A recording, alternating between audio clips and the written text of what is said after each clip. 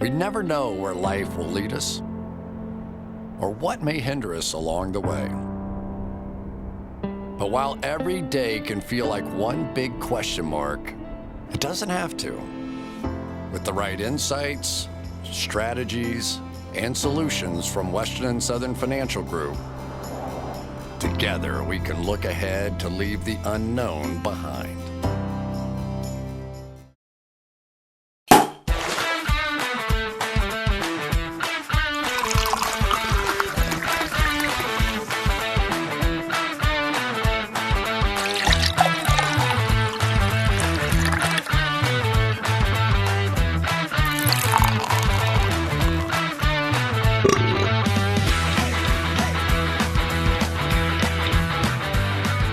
Back in studio with my guy, Mike Renner, and I'm stoked. And it's not just because of the smelling salt, okay? Yeah. I have almost 50 Zoom one-on-one sessions with listeners of 2-for-1 Drafts that are eager to provide feedback as we march on our summer rebrand. We're going to approach the 2021 season with a level of energy, zeal, and sex appeal that no one's really ever seen Unknown before. to mankind. Unknown to mankind. So I have those scheduled today. We also have an interview with Tom Allen, who I've been raving about it in the office, the proverbial office, aka Slack, all freaking week since I did it. It was awesome. He's a ton of fun. Then also going to do the revisiting of the draft grades. Before we do so, I was in Nashville this weekend for a bachelor party. Yeah. Bachelor party with one of the guys here at PFF. And a lot of fun out there in Nashville. Such good food. The food in Nashville is absolutely insane. The weather, phenomenal, all these things. But a wild story towards the back end here. So we were all chilling at the Airbnb, drinking, having a good time. And one of the buddies there, one of the guys who's with us is like missing, MIA. We don't know where he's at. He's like, is he in the house? I don't know. And one of the other people there is like, oh, I think he's in the bathroom. He's taking a shit or something. I don't know. Like 30 minutes, 45, hour goes by, blah, blah, blah. Like, we're like, what the hell is going on? What's going on with this guy? He comes back up. We're all pretty faded at that point. Like, we look at him like, oh man, where you been? He's like, I just got mugged. And we're like, what? Like, everyone's like not in a position to handle this news. We're like, what? How'd you? And then apparently he goes on this story that he went to go get cash out of an ATM. For whatever reason, we're like, why are we getting cash? He's like, I can't, it's just the best time of the night to get cash. It's like 1 a.m., like bad area in Nashville. Guy walks 3 miles to an ATM. Apparently he goes into a store to use the ATM, and there's this guy there who says, hey, I'm Spider-Man. I'm here to protect you. Some random guy, and is talking to him and saying like, I got your back. This is not a good area of town. He's like, get your money out of the ATM. Kid takes out $400 out of the ATM. Meanwhile, Spider-Man has him trapped in his damn web. They leave the store. Spider-Man, aka the protector, pulls out a gun and says, buddy, it's time to hand it all over, with another guy that's there, takes all his money, takes his phone, takes all that stuff, and then he says, all right, get out of here. If you meet me on this corner, I'll give you your phone back. And gives him back his phone. And he walks his dumbass back. And we're like, dude, what the hell just happened? Why did you do that? Why did you just take out money? And he's like, oh, I just needed cash. It's like, what the fuck? You don't get it. Like, that's a terrible, like, you've made a handful of bad decisions, fella. Like, why did you do this? I think once Spider-Man got involved, he probably should have. Here's my take. You run away. Going to the ATM, it's fine. At the middle of the night, bad decision, but it's a bad decision, but let's go on with it. Okay. Bad decision, let's go on with it. You get to the ATM, Spider-Man shows up. Take out 20. Some guy starts talking to you at an ATM, you immediately get out of there. I think get out of there is an option. I think getting out of there is an option. Dodging it entirely, not leaving the store. Like, hey, I'm not leaving the store with this guy or whatever. Yeah. Those are all options. But I think the number one thing I would have done, like, hey, if I came in here with the intent to take out 400, I'm going to take out 20. And he can rob me out there for my $20 if that's fine, and we get on with our lives. Taking out the full 400 with Spider-Man in your back pocket was just not a good idea. We talked to him about it, and then finally the next morning at breakfast, we're like, why did you take out the $400? Like, we need to know. Because this doesn't make any sense. It was like 1 a.m. We're like leaving the next day. He was like apparently he's trying to get strippers to the place. He's trying to make some plays for the bachelor party. Which, I mean, he was being a good guy, trying to hit a surprise on us. Meanwhile, Spider-Man had other plans. But that was a wild ending, too. And everyone's like drunk on the last night in Nashville, and everyone's like now in their feels. Like, dude, that sucks, man. Everyone's all so upset. It was an interesting I've never been robbed anything. Thank knock on wood. But, yeah. I think there's a lot. Like I think one of the other guys was like, oh, you should have fought him. I was like, dude, shut the hell up. You're not fighting this guy with a gun in Nashville. Anyway, that's the start to the Nashville story. A wild one. I did not get mugged. Everyone survived. Still a stellar trip. Fantastic stuff. But let's go ahead and get into these draft grades here. What I'm going to do is I'm going to look at every division, go by every team. We're going to read out the draft class, specifically the top 100 picks, and then any other notable picks from the draft class I'll also bring up, but still focus on the top 100 picks and then go over the grades there. Starting with the Green Bay Packers. You're going to give the original grade, and then you're going to give how you'd grade it now 3 years into the process. Yes. The original one we're going to start with is the Green Bay Packers. Jair Alexander drafted at number 18. Josh Jackson, cornerback out of Iowa, a guy we really liked coming out of college, drafted at 45. They grabbed linebacker out of Vanderbilt, Orrin Burks, at 88. And the only really big picks outside of that, they got Marcus Valdes-Scantling and Equinemius St. Brown outside the top 170. But after that, not a lot of key contributors. J.K. Scott, the punter, but still focus on those top 2 picks is probably where this grade goes. Yeah, I was say back then we loved the draft. We loved Jair Alexander pick. Loved that they got the next year's first rounder in the trade down from Marcus Davenport that the Saints made with the Saints. And then obviously we were massive fans of Josh Jackson in the second round. 8th overall player on the PFF draft board that year. That one hasn't come to fruition. Now, Jair Alexander has turned into what maybe we thought Josh Jackson would be. He's been a top 5 cornerback in the NFL. But the Josh Jackson one, I still have hope. I still haven't given up entirely. I need to talk to Sam about that because Sam was Josh Jackson's biggest sort of hype man coming out. See how he feels about Josh Jackson's potential to break out this upcoming season.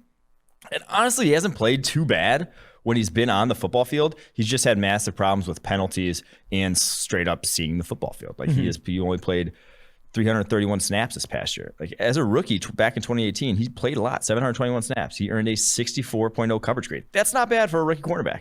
He had 11 pass breakups that year.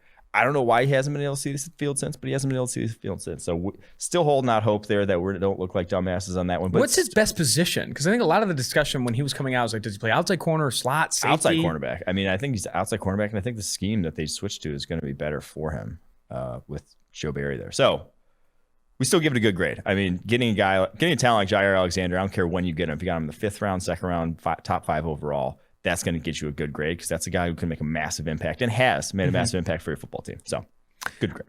All right, let's now jump to the Chicago Bears. Chicago Bears in 2018 grabbed Roquan Smith, linebacker out of Georgia with the number 8 overall pick. Then James Daniels. This is another draft I think we really did like because we like Daniels and Smith. Daniels, the center out of Iowa, gets drafted at 39. They also grabbed Anthony Miller, wide receiver out of Memphis at 51. No other really big names after those are their 3 top 100 picks, all drafted inside the first 51. Originally, draft grade was good. Where are you at with the Bears right now? Now I think you just got to give it above average because, yes, Roquan's great. Great off. Is good better or worse than above average? Okay, yeah. So this was stupid. We got to explain the grading scale here because we went. This year we did elite, good, above average, average, and below average, and that's like the hierarchy of them. And I like that. I hate that. Okay. It's awful. Sorry. Like everyone else does. Everyone else does like letter grades. We should have done letter grades. We didn't do letter grades because we were scared of offending the NFL teams that we were. Now we do letter grades. Now we do letter grades. So screw the keeping NFL it on the same scale to try to have some level of comparison.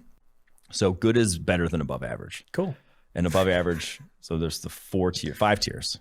Above average is right in the middle. So it's more average. It's above average because we skewed positive to try to gotcha. not offend our teams. But Roquan Smith, obviously, he was top 10 player on the PFF draft board, has lived up to maybe a slower start than we would have thought, but then has lived up to the hype coming out. But it's the James Daniels pick and the Anthony Miller pick, who's obviously was being shopped this offseason. That's just kind of like they haven't quite lived up to the hype.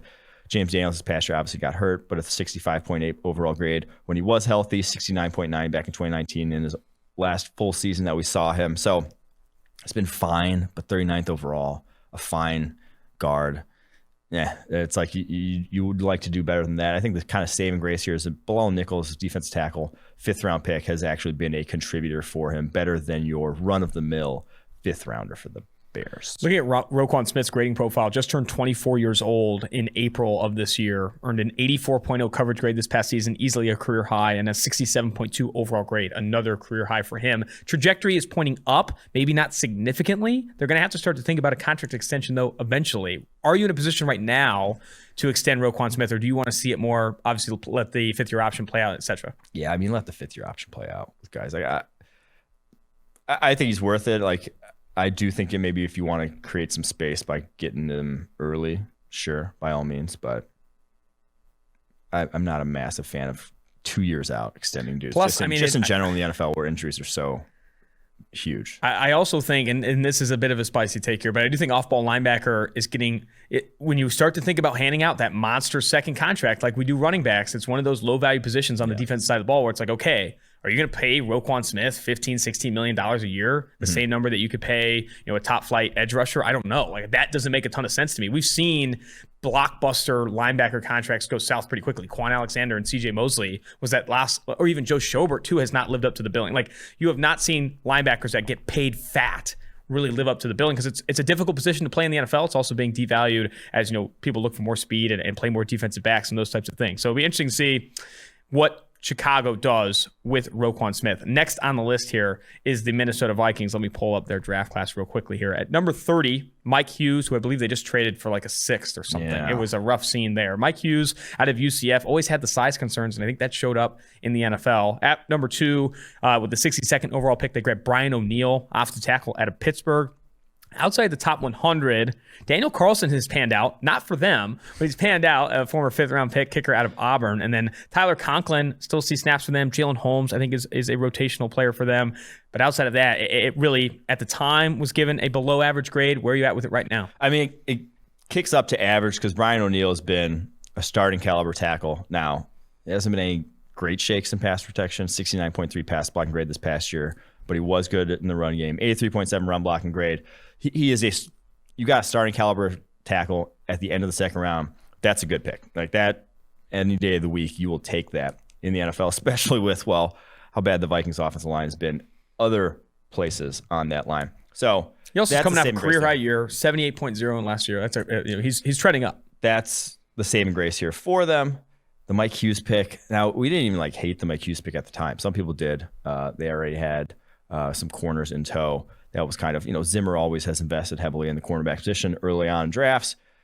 Just never quite translated. He was more of a slot guy, never really worked well on the outside. Obviously battled a ton of injuries and then gave up on him this past year trading him. So that's not what you want out of a first round corner, that's for sure. So this one, give it an average. It's still not a great draft, though. Vikings have had better. Especially with Mike Hughes. I mean, the Mike Hughes thing is what drives us down. You could argue that's still below average. But the Brian O'Neill pick, like you said, saving grace, just turned 25 years old, an 83.7. Yeah, 83.7 run blocking grade this past year, easily a career high, and a 78.0 overall grade this past year. On over 1,000 snaps, playing one of the most valuable positions along the offensive line at right tackle. Like that, again, getting that in the second round, like you said, is obviously plus value. And we talk about this a ton. Like, offensive linemen, when you draft them, you're looking for that year 2, year 3, year 4 jump. Like, you need to see it. And I think Brian O'Neill, you saw it last year in a COVID season where things were maybe made more difficult. So I do think that Brian O'Neill, man, that might be a stud for them. It might be a guy who's getting a contract extension here pretty soon. And they've had they've taken athletes, and whether it was even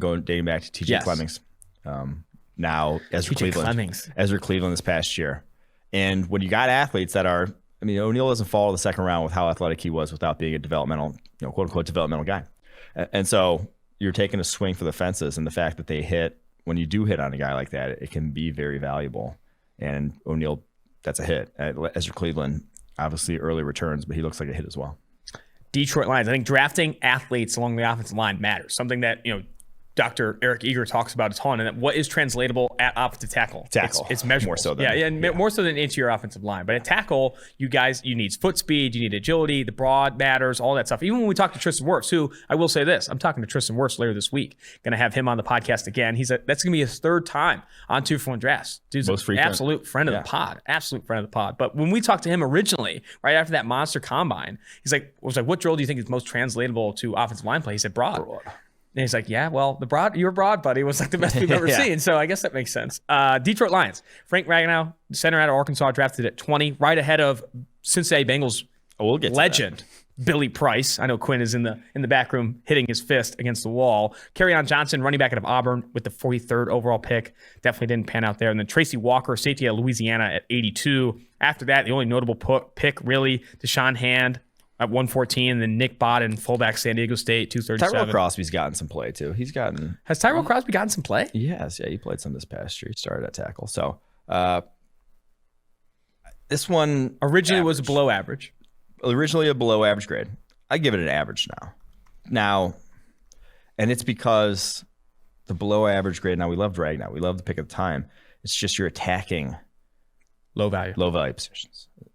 Running back, center, safety. That was like the Bob Quinn MO. And the 2019 draft is what really kind of sealed his fate when he went tight end, 2-down linebacker, his first 2 picks. But this was another draft where it's like, you hit on Ragnow. Mm-hmm. Did he move the needle for you offensively? Not really. Like if you would have hit on, they passed obviously on, Calvin Ridley, DJ Moore. You hit on those guys, I think they actually moved the needle for you offensively. If you were to go attack them. Now they were kind of in that dead zone of wide receivers where they had good wide receivers. They didn't have necessarily great wide receivers at the time. You had Kenny Galladay, you had Marvin Jones, which is like, that's a fine duo.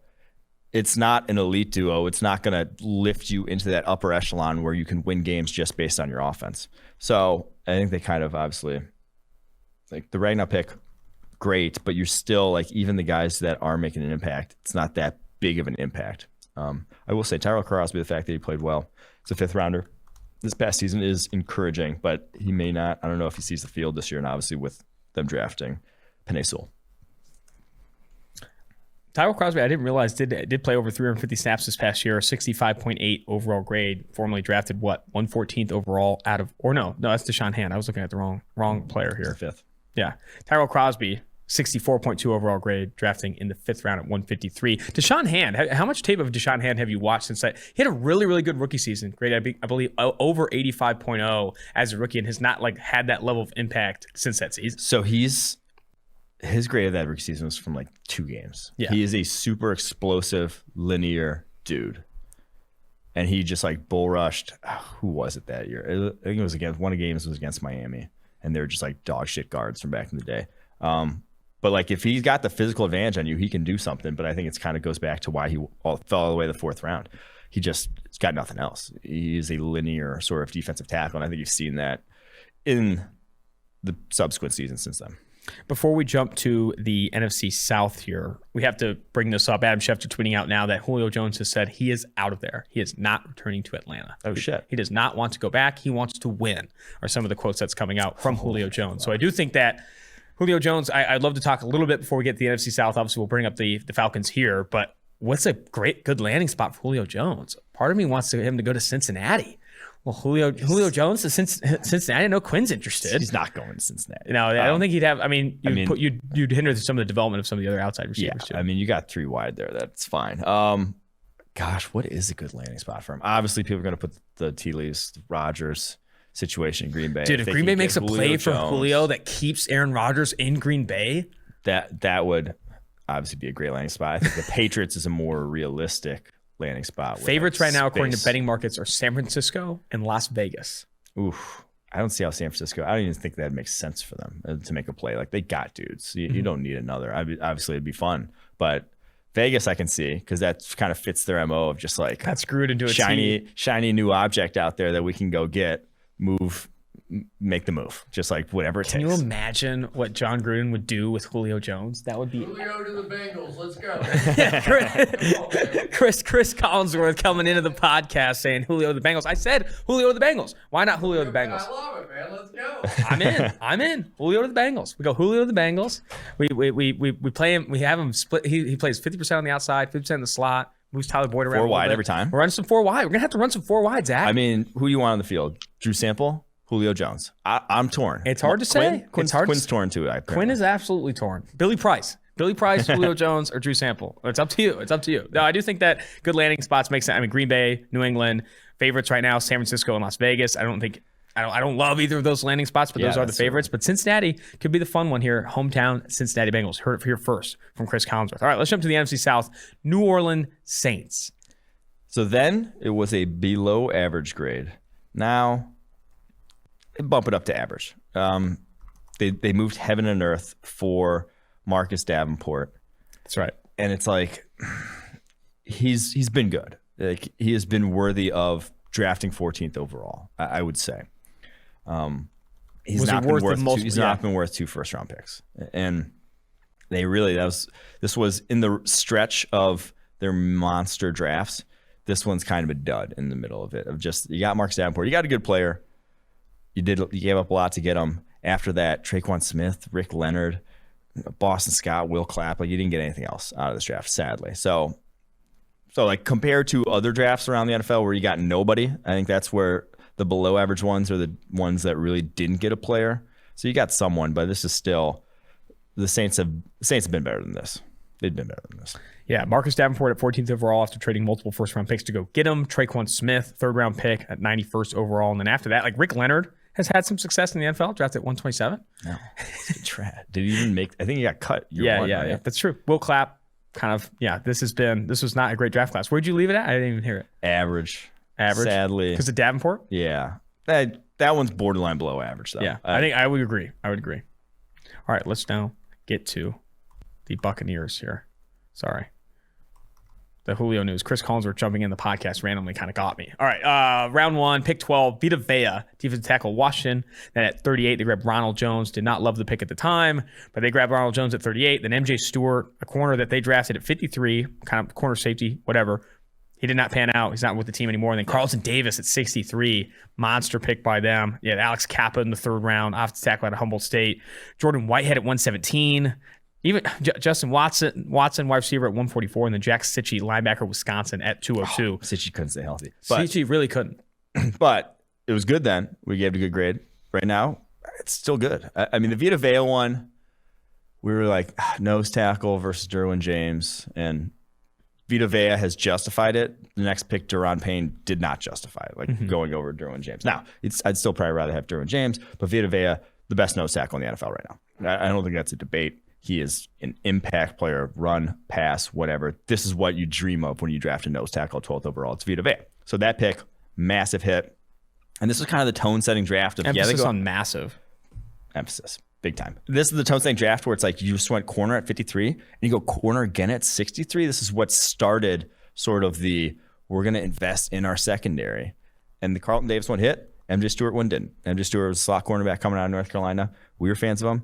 Never panned out in that defense. So, but Carlton Davis, the fact that you took the multiple swings, you didn't just rest on your laurels and say, "Oh, we got MJ Stewart. We're fine at cornerback now." No, go back to the well. Carlton Davis, massive role in their Super Bowl winning team this year. Like if he doesn't have that terrible game, like so, he finished with a 65.7 overall grade this past year. But much of that, I'd say almost all of that, is because he just got corked by Tyreek Hill for 236 yards. And when he had to play man coverage against Tyreek Hill during the regular season, when he had to play man, they played him in man, following Tyreek Hill all over the football field. And it's like that was a boneheaded decision, not by Davis, by goddamn DC, whose name's escaping me. That I'm just terrible at names. Bucks DC. Okay, the Bucks DC. I can't think of it either. I can't think of it either. Can't think of it either. I know what you're talking about. But either way, with Carlton Davis. Todd Bowles. Yeah, Todd Bowles. With Carlton Davis, 64.8 coverage grade this past year, over 1,100 snaps played. He's played over 900 snaps in each of the past 2 seasons. PFF is working through their rankings list right now, ranking the top players at every position. Where would you put Carlton Davis in the NFL right now? Is he a top 10, top 15 corner in the NFL? No, but you don't have to be a top 10, top 15 cornerback to be a super valuable addition. He's probably in the 25 range. 25 range. And that's fine. All right. Carolina Panthers, next on the list here. Wide receiver DJ Moore, drafted at 24th overall out of Maryland. And then they had Dante Jackson, cornerback out of LSU at 55. Rashawn Golden, defensive back out of Tennessee at 85. They also snagged Ian Thomas, tight end out of Stanford at 101. The fantasy community desperately waiting his right. Indiana. Huh? It wasn't from Stanford. It's from Indiana. Well, this article says Stanford. I guess it was not Stanford. It was Indiana, and I apologize. But those are their first 4 picks. Everyone after that, not too many high-end contributors. Yeah, so we gave it an average then. I'd probably lean above average now. And that's because DJ Moore's good. DJ Moore is a stud, number 1 type of wide receiver. Developed as a route runner a ton. Obviously super raw. Maryland, that offense, when he was coming out, it was a dog shit passing offense. I think he accounted for something like 40% of their passing yards his last season at Maryland. He's got that thick, almost running body-esque build. It was terrific after the catch, and that translated right away. And he's developed, like I said, even more as a route runner over the last couple of seasons. So hit there. Now, you can have the debate, would you rather have him or Calvin Ridley? I don't think it really matters. You got a good-ass player, so I'm not going to I'd rather have Calvin Ridley. I'm not going to dwell too much on that decision that they made there. But he's good. Dante Jackson, we didn't love Dante Jackson coming out, but that's where we would have drafted him.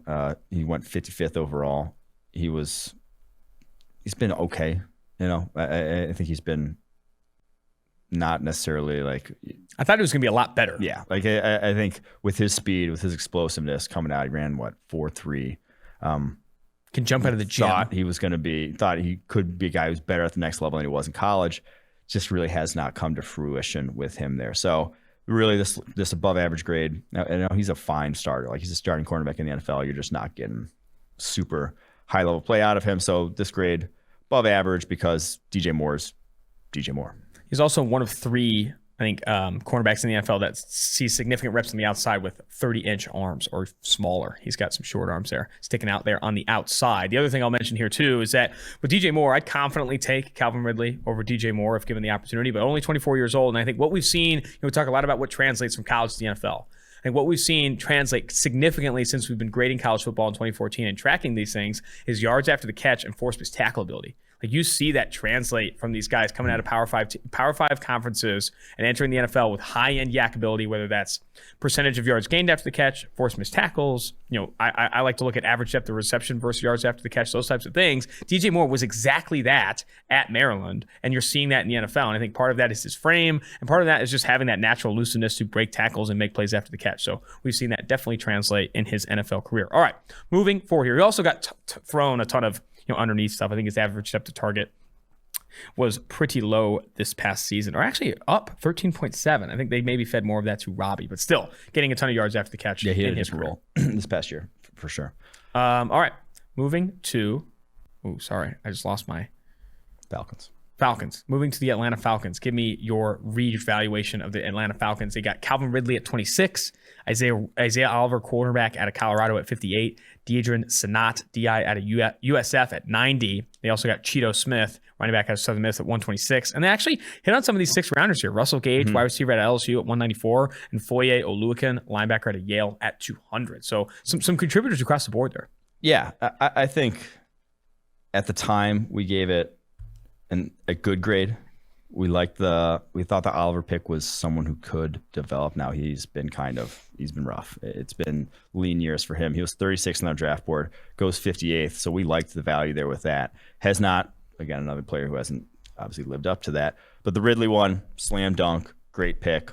To get any contributors in the 6th, and now Foye Oluokun's, he's not an exceptional linebacker by any means, but he's a starting linebacker in the NFL. Great athlete, obviously coming out of Yale. He was safety at Yale before going to the Falcons, where he played linebacker. So, where he plays linebacker. So I think good then. I'd say above average now would be how I'd say for the Falcons, because Ridley at 26, one of the better picks in the draft. Where would you place Ridley among receivers in the NFL? We recently had our wide receiver rankings. I think he cracked our top 32. I'd be interested to know how high you put him up there. I hope he cracks the fucking top 32. My God. Fair. Let's see.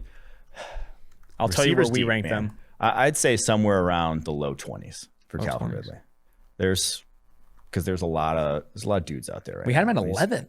That's too high for me. Too high? If I could come up with 11 right now, I'd rather take. Probably. Really?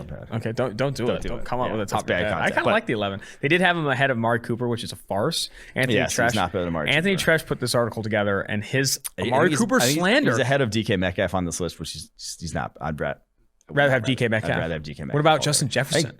And he's like, Ridley's 26 already, even though he's in year 4. I'd rather have Justin Jefferson. There's a lot of guys. You'd rather have Justin Jefferson than Calvin Ridley? Yeah. Interesting. Very Ridley, interesting. Exceptional route runner. Not great through contact, and he's got to be. Got to be open. Yeah, he's got to be open. I think that's a good take. And passes. Not terrific ball skills. He's just, but as good a route runner as you can be, and not much after the catch either. He's just that guy that gets open. Now, a lot of guys get open also in the NFL, but also bring some more to the table. So that's why. Whatever, man. You're a Calvin Ridley hater. Put that on a social graphic. You're awesome. A Calvin Ridley hater. Just kidding. He's awesome. Number 2. Washington football team.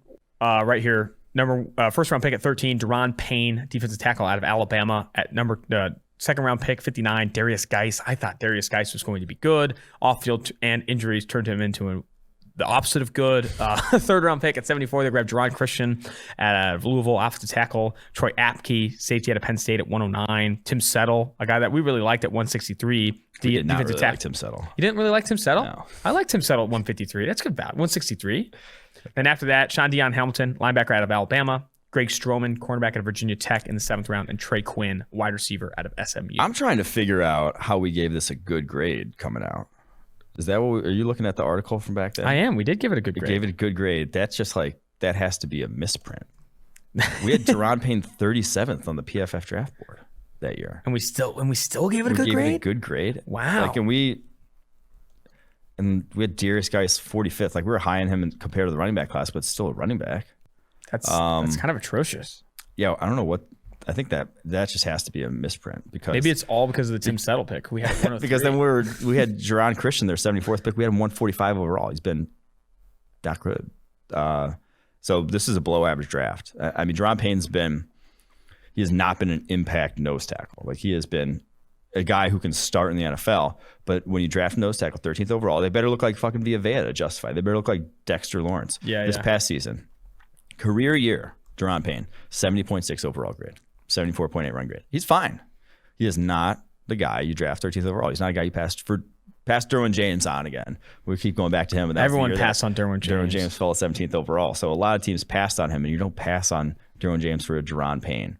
That's for damn sure. So this was, like I said, that has to be, in my opinion, a misprint of the grade we gave them initially, because I'm just like reading off the big board ranks. Maybe Washington's brass reached out and said, "What the hell?" We had to bump it up to it. Yeah, maybe we were terrified of what's his face, Dan Snyder, pulling the contract. Maybe that was it. All right, New York Giants. Below average. That's straight up a below average draft. I agree.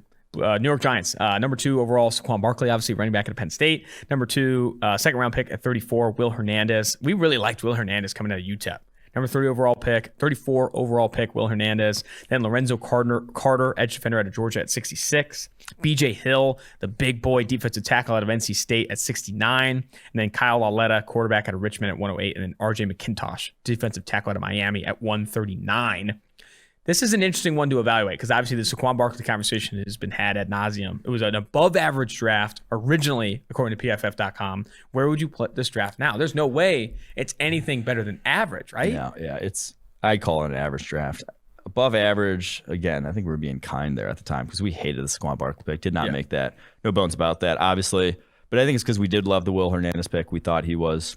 So interior offensive line rankings that year went Quentin Nelson 1, obviously. Frank Ragnow 2, and then Will Hernandez was the 3rd ranked interior offensive lineman on our board, ahead of even Connor Williams. Oh, wow. So, and Connor Williams has been better than Will Hernandez in the NFL. Hernandez has been just now. Not a lot of people have been good on the Giants offensive line. It's not been great. But he pass blocking grades is 73.1, 72.5 his first 2 years before getting injured this past season. So not disastrous, but that's not what you draft 4th overall. That's just not. And then probably the best pick here of all of these has been BJ Hill. Like, BJ Hill's a solid contributor. BJ Hill's, not much difference between BJ Hill from an impact perspective Deron Payne.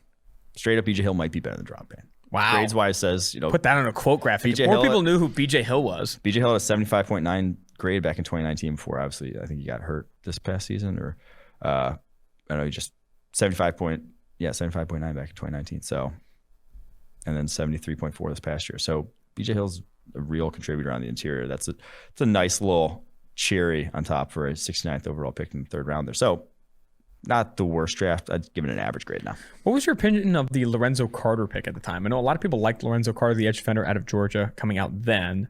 Not us. 123rd on the PFF draft board. So we just didn't. He was an athlete, did not produce, and didn't even come close really to producing much at the college level.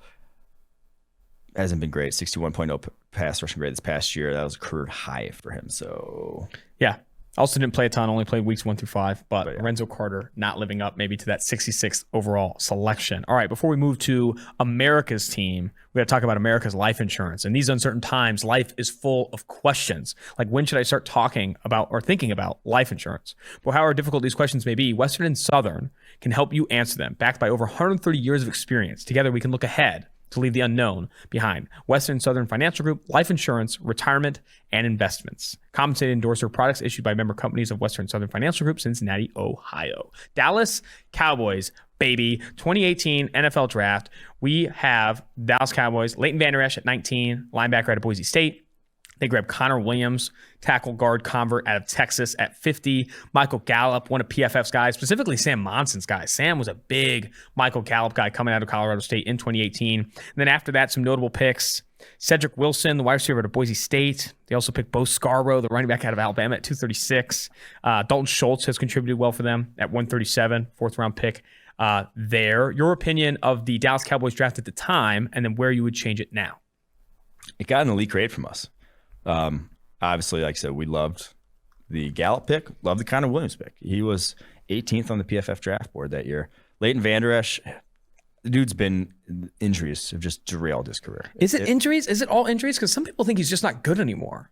I mean, some of that's because of the injury. Like it was neck injury that he was very good as a rookie. Like that was one of the better rookie seasons we've seen from a linebacker. And you saw just the physical, 85.4 overall grade as a rookie, 82.0 coverage grade, and then injury strike. And he's straight up, he hasn't been good when he has been on the football field, but also those kind of go hand in hand a lot of the time. So 50.6 grade this past year, it's tough to say the talent obviously was there. You don't fake what he did as a rookie. That's not just luck into that shit. But obviously the results speak for themselves. You'd rather have someone else with that 19th overall pick right now. But so before you jump from there, so Leighton Vander Esch, like you said, this past year, 50.6 overall grade on just 460 snaps. The year prior, 58.4 as a rookie, over 85.0. But also him and Jalen Smith have both had underwhelming seasons of late. Do you think that's connected at all? Is it injuries for Leighton Vander Esch and Jalen Smith, just like the new system kind of fucking him up? What do you think? Yeah, it's a combination of both. I thought Jalen Smith kind of had to play in that system, though. He had to be in that simplistic, just because that knee, he can't really change directions like he used to with having the nerve damage in his knee after that gruesome injury. That was Taylor Decker cheap shotting. But your thoughts on Michael Gallup now entering year 4 of his career? Gallup's been a stud. He's one of the better pure outside, vertical wide receivers in the NFL. Now, I think we kind of low-key nailed the wide receiver group that year. I can read you our rankings for the wide receivers. Now, one guy we effed up on, but the rest, I thought we hit this out of the park. So Calvin Ridley was wide receiver 1. James Washington was wide receiver 2. DJ Moore, wide receiver 3. Cortland Sutton, and then Michael Gallup. That was how we had the top 5 in that one. And now we were way lower on Christian Kirk, who went above Michael Gallup. We were way lower on, who else here? I guess Anthony Miller we were lower on than Michael Gallup, who obviously Gallup's way outproduced him. We're way lower on Dante Pettis. He was 100th on our PFF board. He went above Michael Gallup. So I thought we'd, compared to the NFL, and even James Washington has had some flashes. James Washington's had some flashes. He's been not worth where he was drafted, sadly. But the rest of those I thought we got. Connor Williams, last guy I'll bring up on the Dallas Cowboys. So just turned 24 years old this month, actually, 12 days ago. 6'5", 300-pounder guy that has had a slow start, but again was super young. He played over 800 snaps as a rookie, 59.1 overall grade. Then another 700 snaps in his sophomore campaign in 2019, 60.9 overall grade. And then this past year, again, where you look for that year 2, year 3 turn, 70.8 overall grade, a 71.3 run blocking grade, really filling in at guard there. I think this is the year 2 where you see Connor Williams maybe even approach that 75-80 range. But we just ranked him top 25 guard in the NFL. Yep. So Connor Williams trending up. All right, we are moving off the Cowboys and going to the Philadelphia Eagles. Eagles 2018 NFL draft started with a second-round pick, 49th overall, Dallas Goedert, tight end, South Dakota State. We had him ranked 5th on PFF's tight end rankings, which I think more so speaks to how many average tight ends there are in the NFL. I recently was doing some research into yards per route run versus target rate, and I think there was a 0.92 correlation coefficient to yards per route run versus target rate, because it's just how often you're targeted at that position is going to lead to production. There's only really 3 guys that elevate above what is expected of their target rate. It's Darren Waller, George Kittle, and Travis Kelce. Everyone after that is kind of just a guy, including Dallas Goedert, who, yes, is our 5th ranked tight end in the NFL, but still not in that tier of game-changing tight ends. But it's just interesting to look at the tight end position. It's a valuable position when utilized effectively, but it's such a just a guy position in the NFL right now. There aren't a lot of really, really talented tight ends. It's a very short person. It's a very small talent pool in terms of the elite there. Then That's after why that, you they didn't have That's why you take a chance on a guy like Tim Tebow. Yeah, exactly. But no, man, let's not get into the Tim Tebow discourse, please. All right, but that was their only top 100 pick. After that, they did grab Avonte Maddox, cornerback out of Pittsburgh at 125, Josh Sweat at 130, edge defender out of Florida State, and then 2 tackles, Matt Pryor out of TCU at 206, and then the project out of Australia, Jordan Mailata at 233. Yeah, so this is always tough when you had one top 100 pick. Yeah. And it was 49 overall.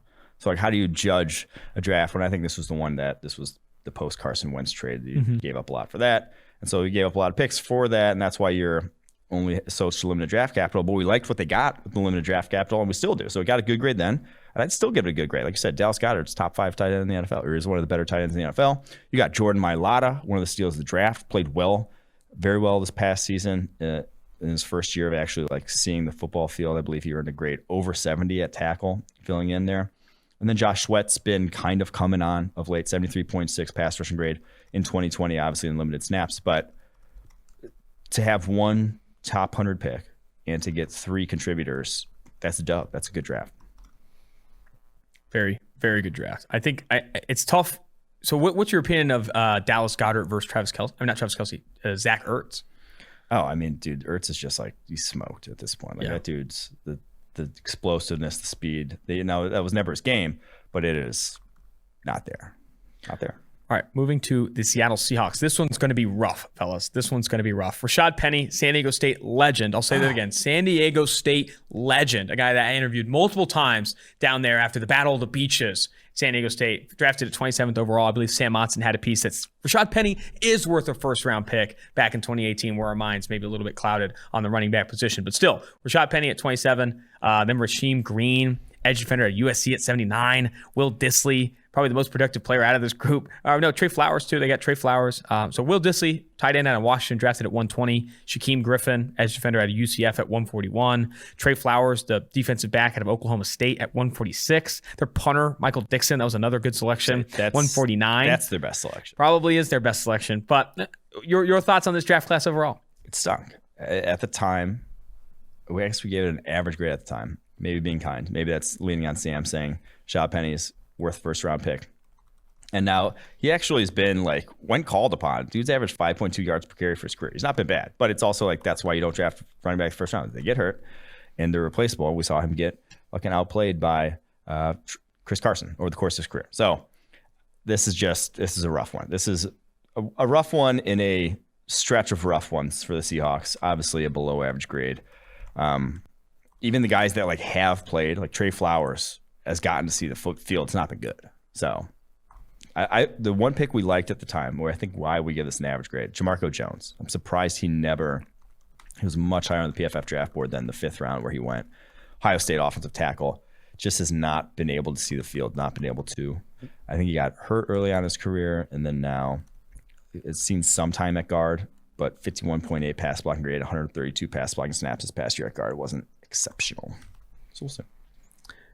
Tough scene, man. A lot of Seattle Seahawks fans not super excited about the results of the Rashad Penny, Rasheem Green picks to start here. Remember, Will Dissly, Michael Dixon, Trey Flowers, probably the better picks there. All right, moving to the Los Angeles Rams, who I don't think have a first round pick until you're having your first kid, right? Or when you're gonna get married by then. Will you be married? Will you be married by then? Oh my gosh, maybe. Well, who is she? All right, number third. Hopefully, I haven't met her yet. Third round pick, number 89, Joseph Noteboom, offensive tackle out of TCU, drafted the Rams at 3 or at 89, and then after that, they did not have another top 100 pick. And did they make the most of it? Not necessarily. Micah Kaiser has had some snaps for them. John Franklin Myers has actually played really well for them. Brian Allen, center out of Michigan State. He's not played well for them. John Franklin Myers played well for the Jets. Yeah, played well for the Jets, excuse me. But still, this is a little bit of a rough draft class. Ogbenaya Okoronkwo, I thought was going to be better than where he was drafted at 160, but still not a lot of legit contributors for the Los Angeles Rams in 2018. Yeah, it just Noteboom's developed to okay guard, I'd say. Or I just the rest is nothing. Like Brian Allen was not good at center. John Franklin Myers, like if he would have stayed there, could have been good, but obviously they let him go to the Jets. Mike Kaiser's been one of the lowest grade linebackers in the NFL when he's seen time. Ogbenaya Okoronkwo, not done much. It's just kind of a tough draft, and it's going to be when you don't have a pick until 89 overall. Moving to the Arizona Cardinals at number 1, they grabbed Josh Rosen, quarterback at UCLA at 10, Christian Kirk at 47, Mason Cole, center out of Michigan at 97. Probably their best pick of this class. Chase Edmonds, running back out of Fordham at 134. And then after that, Christian Campbell, corner out of Penn State, and then Corey Cunningham, offensive tackle out of Cincinnati at 254. Swings and misses. I would say misses. Kirk has played, but still swings and misses with Rosen at 10 and Kirk at 47. He hasn't been good though. Like he's played, but there's the best thing you could say about this draft is they still got a second rounder back for Josh Rosen. That's the best thing you could say about this draft. Christian Kirk this past year, 48 catches, he didn't break a single tackle. I don't know how it's possible. Like, I don't know what happened to him because his freshman year at Texas A&M, like he was a dynamic yak guy, and he's not anymore. Like straight up has not been. Mason Cole was a disaster as a starting center. Obviously, they gave up heaven and earth to get rid of him this past year for Gabe Jackson. Not Gabe Jackson. The center, Rodney Hudson, excuse me. But just a tough draft all around. L's left and right. But what's his face? The Cardinals GM, he's bulletproof, man. Why is he bulletproof? I don't get it. I feel like he's swung and missed a decent amount here. Steve Keim, yeah. I couldn't tell you. That 2015, I think he's living off that 2015 team that went, 14-2. They still lost in the NFC Championship game. But like the impact guys on that team, Patrick Peterson, Chandler Jones. Who was Chandler Jones? Patrick Peterson, Carson Palmer. They were not drafted. Like he didn't. His draft history has been just not good. Suspect.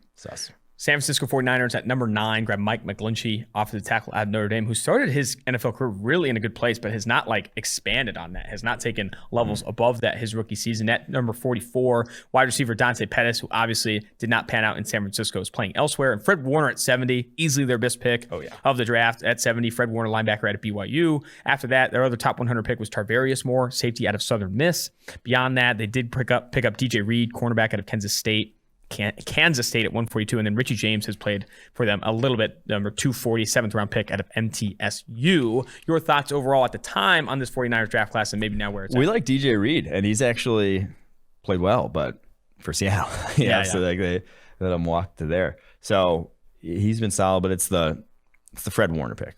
Now, not a lot of people, I won't say, saw that coming. We did not, especially. We were not super high on Fred Warner coming out. He was the OG overhang linebacker, the Jeremiah Karamoa we talked about, that he didn't play linebacker. He did not play between the tackles for BYU. He was guarding slot receivers. So it was a tough eval, but in the 49er system, he has been top 5 linebacker in the NFL pretty easily over the course of his career. So it was above average then. You got yourself a quality right tackle and an elite linebacker. That is a good draft. So even though you swing and miss in the Dante Pettis pick, couldn't even see the field, this is still a very solid draft for the 49ers. We are on to the AFC North, which is perfect time to tell you that PFF is partnered with Symbol. That's SIMBULL, the stock market for sports that allows you to trade sports teams like stocks and earn cash payouts when your teams win. Symbol has blended sports and the stock market to offer you a new way to invest in and profit off your favorite teams. The MLB is in full swing for the rest of summer, allowing you to earn daily cash payouts, and NFL free agency is still going on. So whoever lands a top of the market player will be sure to see their team's stock rise. Use promo code PFF and deposit $10 at symbol.app/PFF to earn a free PFF annual subscription. That's promo code PFF with a $10 deposit at symbol.app/PFF to earn a free annual subscription. On to the AFC North, starting with the Pittsburgh Steelers. Gave it an average grade to start here, but now we are teetering towards below average. Terrell Edmonds, number 28, kind of the shock of the first round there, safety out of Virginia Tech. At number 2, the pick we really liked, James Washington, wide receiver out of Oklahoma State at 60. Then Mason Rudolph, quarterback out of Oklahoma State at 76. Chukwuma Okorafor, offensive tackle out of Western Michigan, slated to start for them this year, the offensive tackle there. And then after that, not a ton of notable players. They did pick up Jalen Samuels, a running back tight end hybrid that I kind of like at 165, but still a limited impact player. Below average draft now, is that what you're saying? Yes. I mean, good Lord. Could even be a poor draft. Could you even call it a poor draft? Good. Edmonds was still to this day, I believe, the all-time biggest first-round reach that we've seen according to the PFF draft board. He was 196 overall, 128th in that draft. So that was wild to see. We gave it an average grade because we obviously liked James Washington. We thought he was good. And then when the fact that James Washington turns out not to be good or not to be, the guy that we had hoped he'd be, this is a bad draft. The Chukwuma Okorafor was another one where that was a massive, massive reach. He did not grade out well for us. He was 160 on the PFF draft board where they took him 92nd overall. He did not grade out well for us. In college, has not in the NFL. He started this past year, 57.4 overall grade.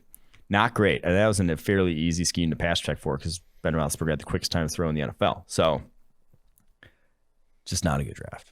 Yeah, so Steelers fans know it. Steelers fans knew it at the time. And we've had the conversation about the Pittsburgh Steelers a lot about hey, this is what happens when you don't hit on draft picks and your roster isn't built up through these rookie contracts. You get to a point where you lose pieces and the roster overall starts to degrade and you don't have these younger talents coming in. That's where they're at. Yeah, that's kind of where they're at, sadly. That is where they're at. All right, this is a draft that we were immediately in love with. Kind of shocked the world a little bit. Baker Mayfield, quarterback, Oklahoma, was the number 1 player on PFF's draft board. He goes to the Browns. This is the Cleveland Browns draft class here in 2018 at number 1. Then they grab Denzel Ward, cornerback at Ohio State. We love both those picks, 1st and 4th overall. After that, Austin Corbett, Nevada guards center combo there. And then Nick Chubb, running back out of Georgia at 35. After that, Antonio Callaway has had some run, picked at 105. Jannard Avery as well. But really, those first 4 picks is where they made their money. Mayfield, Ward, Corbett, and Chubb. Where are you at with this draft class now? Yeah, I think it was good then. We rated it good. It's still a good draft class. Mayfield, whatever your thoughts on Baker Mayfield, he's a starting caliber quarterback in the NFL, and it's shown high-level flashes at times. So, year 4, obviously in year 5 will mean a lot to what he ends up getting contract-wise and how people view him, but he's shown that he was worthy of the number 1 overall pick. Now, obviously guys in that draft class have been better at times, but I don't think he's not a bust by any means for a number 1 overall draft pick. Denzel Ward, one of the better cornerbacks in the NFL. He's probably a borderline top 10 corner. That's what you want when you draft a guy 4th overall. Chubb, obviously, in my opinion, he's the best pure running back in the NFL. At 35 overall, it was a pretty loaded running back class where you had a guy go a full round higher than him, who, like I said, I think Chubb's the better pure straight runner of the football than a guy like Saquon Barkley. The Corbett pick was the one at the time where I was like, damn. I thought we liked Austin Corbett, but we had him 65th overall. And I was felt like we were higher on him than most. Mm-hmm. You got him 33rd. That one just was a head scratcher. And obviously he doesn't even play for the Browns anymore. I think they swapped him. Who did they swap him for? But they swapped him to the Rams. He plays for the Rams now. Callaway was one of my favorite picks. That dude was uber talented. He just was not off field, still followed him. And I think they cut him at some point. But he could have been. He had that sick catch against the Saints. Was that with Tyrod back in his rookie year to tie the game? That was sick. But I'd still say good draft class. Those hitting on 3 of those top 4 picks the way they did, I think is solid. I do think that, we had this conversation with a handful of players from 2018, but what's your opinion on the Baker Mayfield looming extension? I know they exercised his 5th-year option. Do you think they play out this season and next season before they make a decision? Yeah, I think I would go the Dak Prescott route. I agree. Before I go, because that doesn't kill you. Whereas if you go the Carson Wentz route, you can get killed. That can backfire, high backfire potential. It's just maybe you're overpaying a little bit, but then at this point, Dak Prescott's a dude. Whereas Carson Wentz, with his injury history, they tried to buy it before they really knew, and then they got burned and they got super burned. They're really screwed as a franchise now because of it. Whereas worst thing that could have happened with Dak Prescott is one more tag and he walks. You get the Kirk Cousins walk, but that's not nearly as bad for your franchise as getting crippled with $30 million in dead money. Yeah. I think a lot of people looked at the Dallas Cowboys and said, man, they screwed up. They lost out, man. Dak, they could have had him for so much cheaper. I would so much rather be paying a little bit more for more of something that feels more like a short commodity, seeing more of a sample size for Dak Prescott than to be the teams that go early on a quarterback. We've had this conversation a ton, being early on Derek Carr, early on Jimmy G, early on Carson Wentz, early on Jared Goff. When you are early on that quarterback, you put yourself in a situation where if he doesn't pan out, you're so hamstrung from a cap space perspective. You're trading 2 future first-round picks to move up from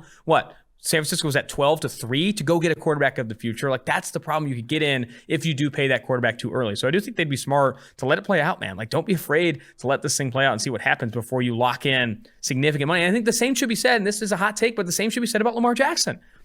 Why not see a larger sample size? I know he's a former league MVP, but since that season, Yeah. We need to see a little bit more. Let's see a little bit more.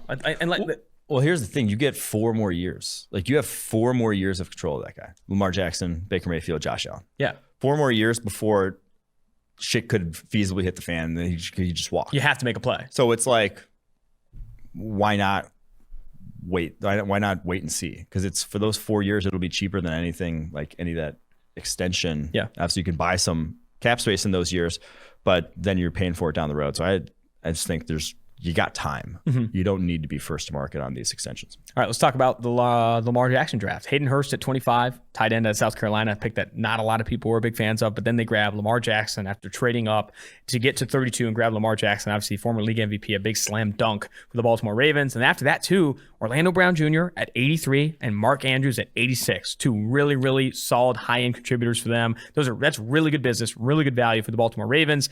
Kenny Young has had success. He was drafted at 122 in the 4th rounder here in bits. But after that, I think that's where they made their money, though. Hayden Hurst obviously was the number 1 pick, but after that, Lamar Jackson, OBJ, and Mark Andrews, those 3 picks hitting pretty hard there. Yeah, this might be the best draft of anyone.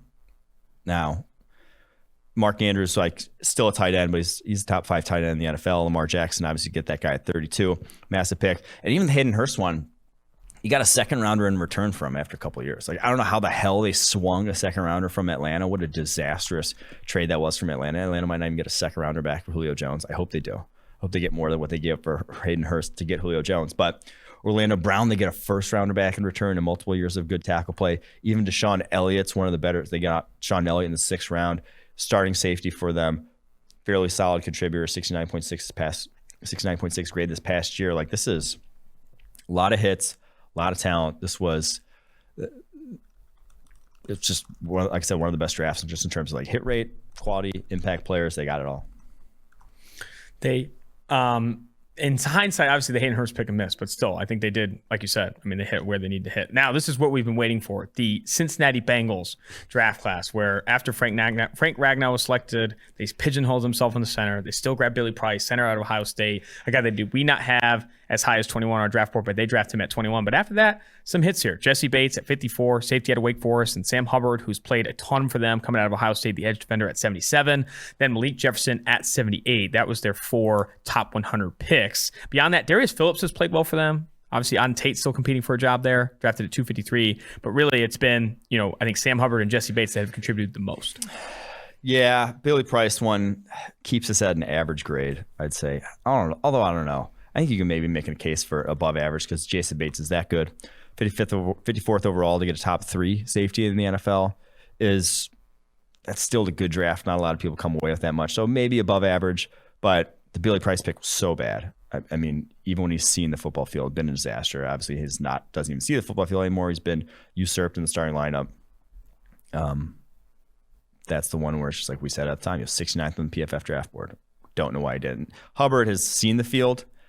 He hasn't been particularly impactful for the Bengals. So, yeah, I'll say it's an average draft because you had a lot of draft capital. You had 4 picks in the top 78, and you came away with 1 quality safety. Could even be below average, man. I think it could even be below average. No, just look at how many of these drafts have nobody. Yeah, that's fair. Impact. I mean, this next one is top interesting. 3 safety. So Tennessee Titans, we're moving to the AFC South. Rashaan Evans, drafted linebacker at Alabama, drafted at 22. Then Harold Landry, a pick we really liked, edge defender out of Boston College at 41. And then that was their only 2 top 50 picks, let alone top 100. And then outside the top 150, they grabbed Dane Cruikshank, defensive back at Arizona, and then Luke Falk, quarterback out of Washington State. Evans and Landry at the time, I didn't hate. This was a good draft at the time, according to PFF's draft grades originally, but where are you putting this now?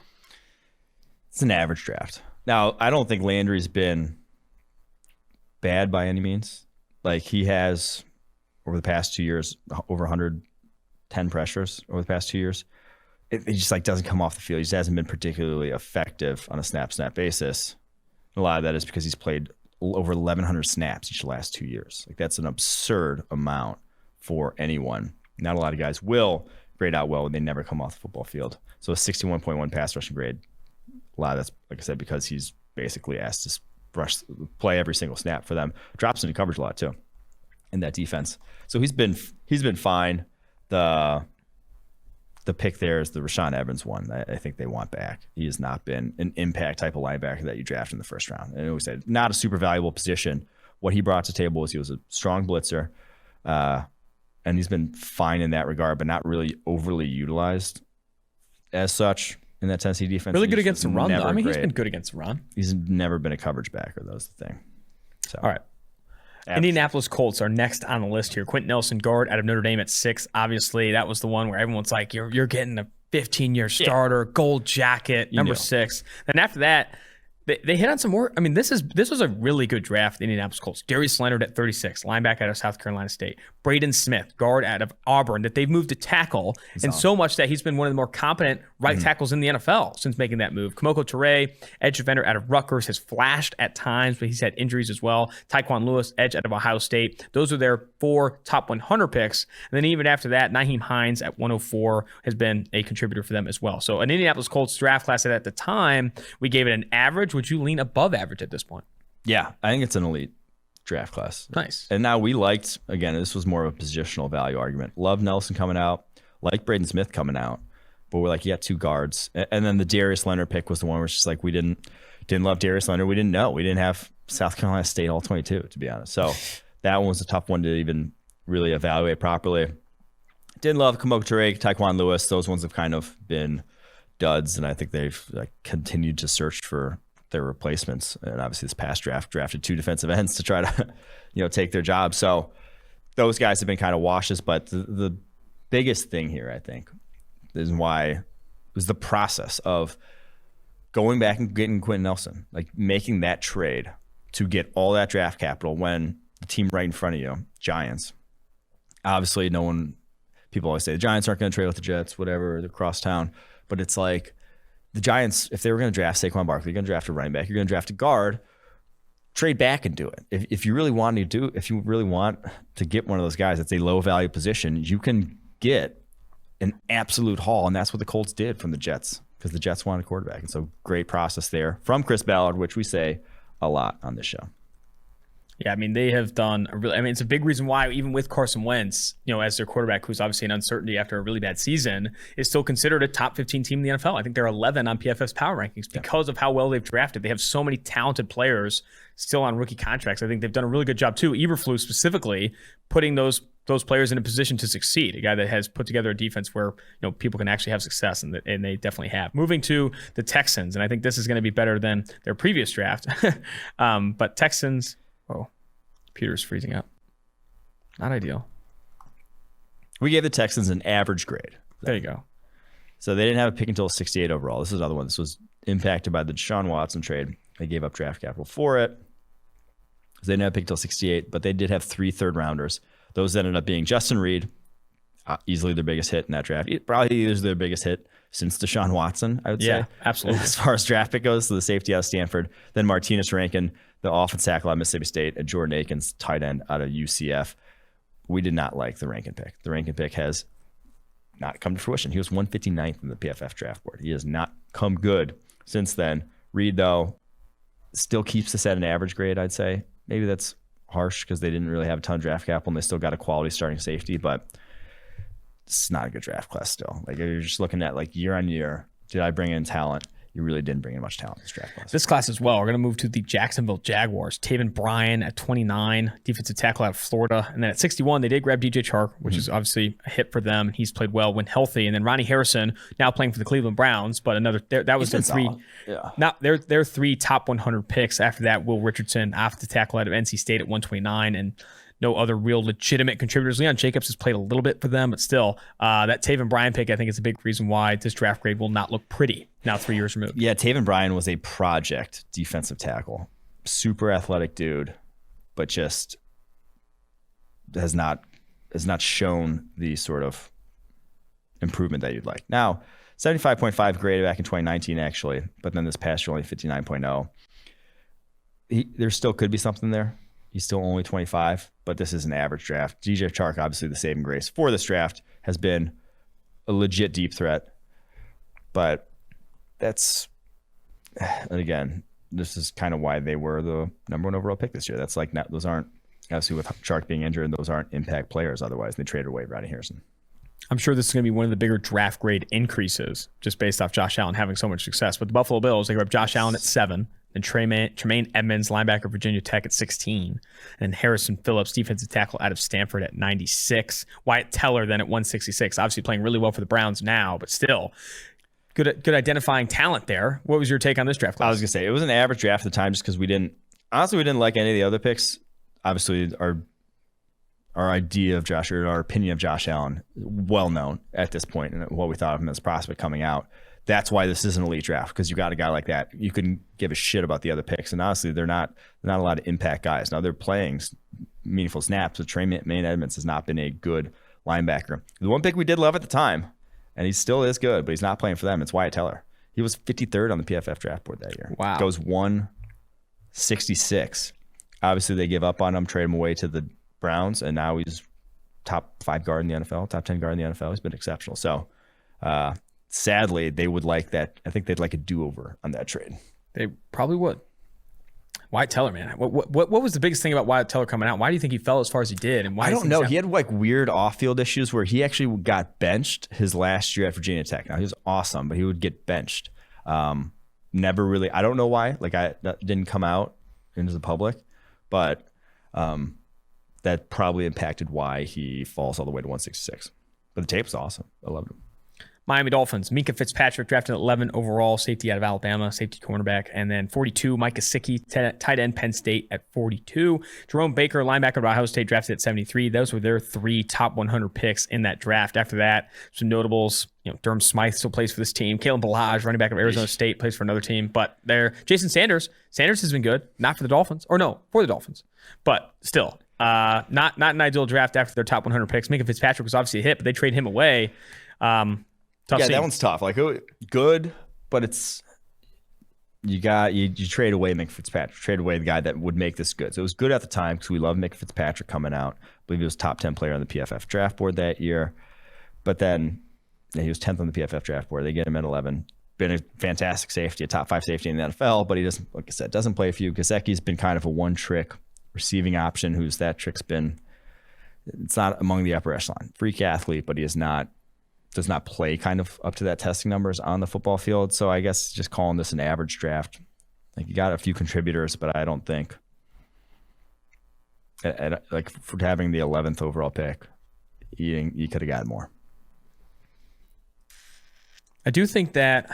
What do you think ultimately went wrong? Because you read about the Minkah Fitzpatrick stuff, where he was being told to like add weight to play slot and then drop weight to play safety, different things like that. Like, do you think that they mishandled that situation, or how what's your opinion of Minkah Fitzpatrick as a player now? Oh, I mean, he's exceptional. Like, he's a great fit for that Steelers defense, and I don't think he was I don't think he's a bad fit for any defense because I think he's super versatile. Mm-hmm. But I do think if he wanted out, if he didn't like what he was being asked to do, well, shit. I mean, that's kind of the risk you run when you invest defense heavy in drafts, is that defensive scheme changes a lot more than offensive scheme. A lot of good wide receivers are good wide receivers no matter who the hell is your offensive coordinator. All good offensive linemen are good offensive linemen in any offense. Sometimes a good safety is not a good safety if you're asking him to do something that is not his bread and butter.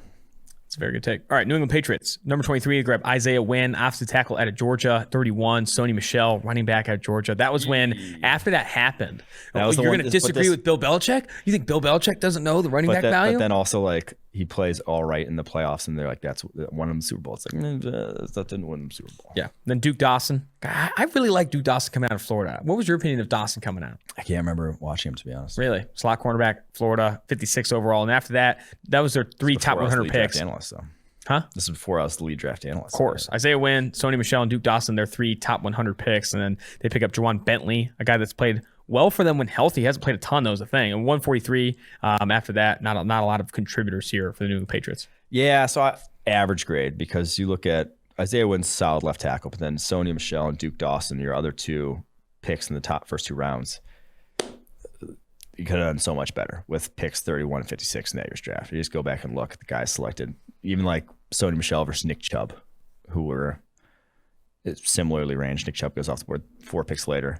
Duke Dawson versus Carlton Davis comes off the board a handful of picks later. Like that is not just kind of why the Pats were where they were. They had a string of drafts like this.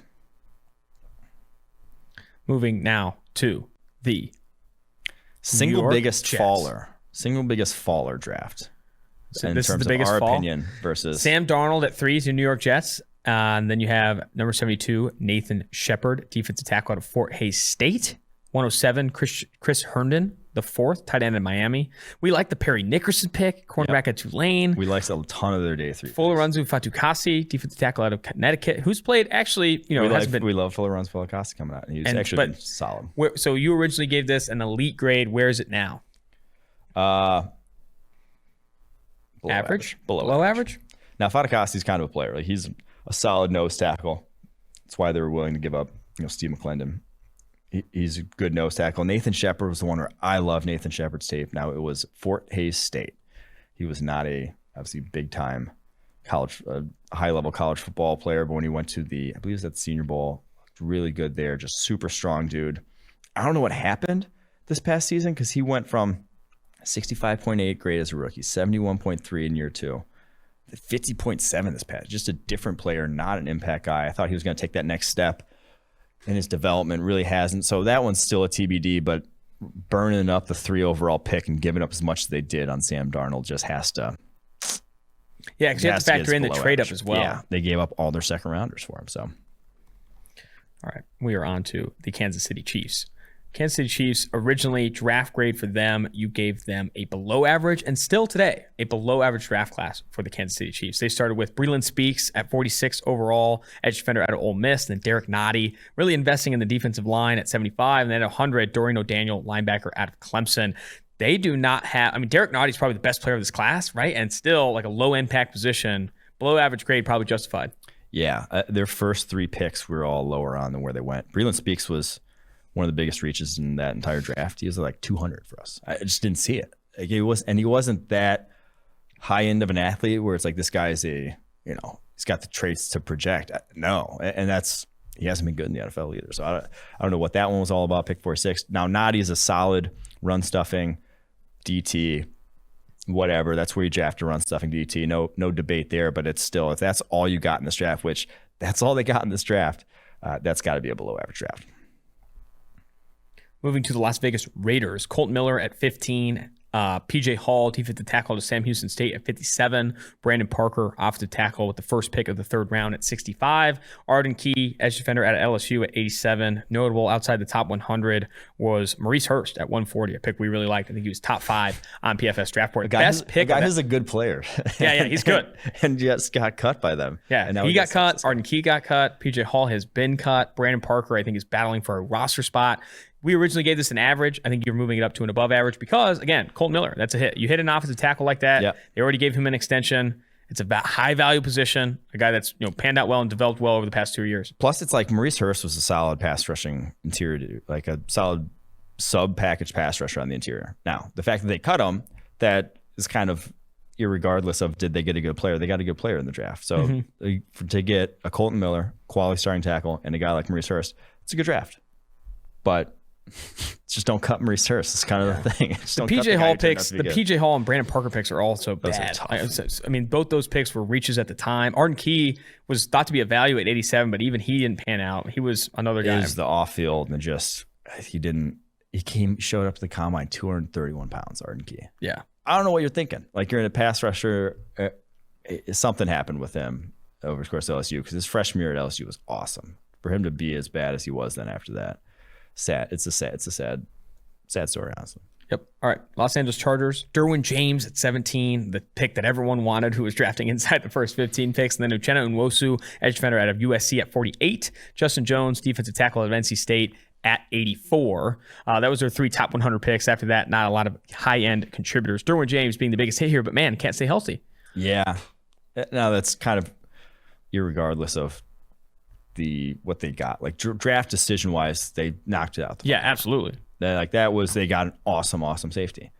Now, we didn't really like any of the other picks, and truthfully, none of them really come good. So they've kind of, Justin Jackson, probably their best one, 251st overall running back, and he's been obviously like a backup running back. So called it above average then, and we kind of just pegged it. We're like, Derwin James is going to be a stud. The rest of the draft class, that's why we're not going higher on it. And that's kind of how it's come to fruition. Only a few more draft classes here, and then we're done with the regrading the 2018 NFL draft. Only one? Well, oh yeah, you're right. Broncos, last one here. Denver Broncos, and this is getting one of the best upgraded. for last. Getting upgraded to an elite grade. At number 5, they grabbed Bradley Chubb, edge defender at NC State. Number 40, Cortland Sutton, wide receiver, SMU. Number third round pick at 71, Royce Freeman, running back out of Oregon. Number 99, Isaac Yiadom, cornerback out of Boston College. Then after that, not a lot of notable top 100 picks. Obviously, Deshaun Hamilton still kicking it around. Josie Jewell, linebacker out of Iowa. ACL, sad. Towards ACL. Yeah. And then I really like Troy Fumagalli coming out of Wisconsin, but still 156 has not been the guy for them. Still hitting on Chubb, hitting on Sutton. That's where you're going to really go. To get your 1-2 to be Bradley Chubb and Cortland Sutton, a number 1 wide receiver, a number 1 edge type guy. That's all you need. It's a win. You had a dub of a draft class. Now, Chubb has not been Myles Garrett, but that's fine. Like, you drafted a super high floor edge rusher, 79.4 pass rushing grade this past year, and that's after a torn ACL in his second season. So that's an elite draft when you get 2 guys like that. Even if, third round and beyond, you didn't hit on those picks, that doesn't really matter compared to those 1 and 2. Yep. That's going to do it, man. Let's go ahead and now jump to the interview with Indiana coach Tom Allen. Now joining the 2-for-1 Drafts podcast is current Indiana coach Tom Allen, first Big Ten coach of the year since Bill Mallory did it in 1987 from Indiana there. Also responsible for the monster culture change at IU, the man behind LEO, which I'm sure we'll talk about a ton on this one. You're also from Indiana, Tom, so it's great to see what you're doing in Indiana with IU. Really great to have you on, man. Well, awesome. Appreciate you having me as well. And yeah, it's been amazing. It's been awesome to be able to do this in my home state and pretty special. Absolutely, man. Where I'd like to start is probably one of the more special moments of the Indiana season this past year. Obviously, Michael Penix Jr. diving in the corner, hitting the pylon just barely with the tip against Penn State to secure that win. Can you walk me through the play call, the emotions, all through the sideline process? Because there was such a surge of energy after it was initially called a touchdown, the review process. I'd love to hear from your perspective, just the energy on the sideline and what all went into that awesome play. Well, you often think about that, but what I always am drawn to is what happened before that even. There was when it was 4th and 21 and we turned the ball over on downs, 1:47 to go in the game. And, ESPN does their win probability in each moment there at the end. And it literally said, I was shown this after the fact, that once we, had that incomplete pass there on 4th down, they got the ball with that much time left, and their win probability was 99.9%, and ours was 0.1. And to think that all then led up to what you just mentioned was what happened in those 1:40 seconds was unbelievable, And so when we got to that moment, once we got to that overtime, and they scored first, so I obviously knew what we had to do. We knew we had to score a touchdown, and I just knew right then we're going to go for 2.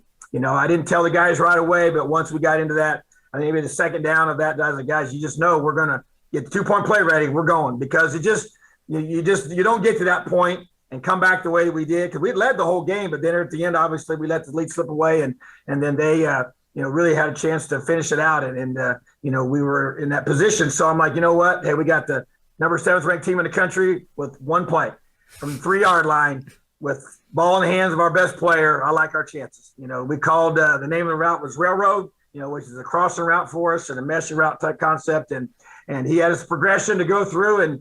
But when you watch that replay, he pulled it pretty quick, and he scored the previous touchdown to get us in that situation. And so just an unbelievably athletic play. He's obviously left-handed, and to reach with his right hand, with the ball in his right hand for the pylon, and to be able to keep the ball, he's pretty much lateral to the ground at one point, and to reach out and have the ball cross the the plane of the goal line before he gets to the pylon is just a phenomenally athletic play. But you know what?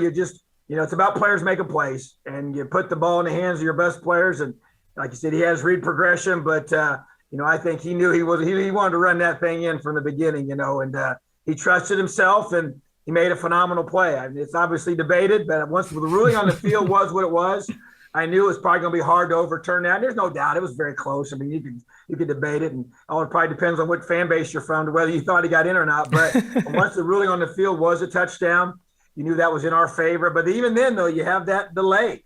I mean, and you just don't know. And so I'm sitting there talking to our guys, and I'm just thinking, and you're praying, and just all these different things going through your head. But But you know what? I just told our guys, hey, no matter what happens, we're going to stay together. And that's what I kept telling us. No matter what happens, we're going to stay together, because this is game one. This is the first game of the season. So obviously it's going to be a great win if you win. It's going to be a devastating loss if you don't, but it's only one game.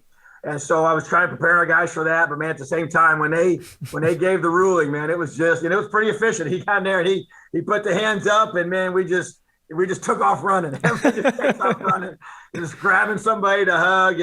And obviously, then you go over and shake their coach's hand, because that's obviously, we've been on both sides of that. It's a tough situation. But man, just what an unbelievable moment for our program. And it encapsulates so much of what we've been building towards. And it just kind of represented so many awesome, amazing things, because we've been so close for so long, and you just got to finish eventually. And you got to experience that finishing moment and finding ways to win games like that. So it's going to go down as one of the most historic plays in the history of our program, for sure. I love what you said there, because I really do think it encapsulated so much of what you were trying to do, or still trying to do at Indiana, in terms of changing this culture and bringing this team forward. How much did the energy in the locker room and energy at practice change after that game? Because I'm sure so much more players buying in to what you're bringing and what you're trying to do at Indiana. There's no question. Even that little sequence at the end, I have it on a 3x5 card here in my office, and I look at it often. And we've talked about it to our team already. I've been obviously go out speaking and different Zoom, different things I've done. I've referenced that moment, because it's been so much about belief, about creating that belief. Well, you know what? You can talk about it all you want, but eventually you got to do it. And so now we have a tangible thing that we've done, that even though it looked dire at a certain point there at the end, that we just kept believing. There was time left on the clock, and you always say that so much. And you just got to finish, and you got to be able to, as long as there's time left, you got to believe. And we did that. And even though the odds were stacked against us, but I just think, like you said, it just embodies so many things, but you have to live it. You have to experience it. And now that we have, it just gave us so much more momentum and power and strength moving forward. And you just saw the locker room scene afterwards. And I mean, it was just electric, is the best way to describe it. Just so much emotion, so much passion that had gone into it, and all that release there, and just being able to, with guys that came here and believed before we did it. And that whole locker room was full of a team that had come to this university with that buy-in and that belief when they didn't have to. They could have gone other places. A guy like Michael Penix could have gone other places, and a lot of guys. Watt Fillier, same guy he's the one that caught the touchdown pass.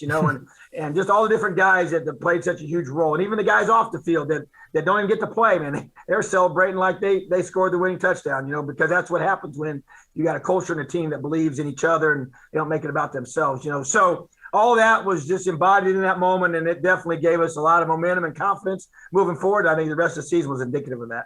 I think that word you used is fantastic, electric. And I think you, Tom, are such a source of that electricity. You've brought an energy to Indiana that everyone loves. You see on social media, you see in these post-game, talks that you have with them at halftime and those types of things.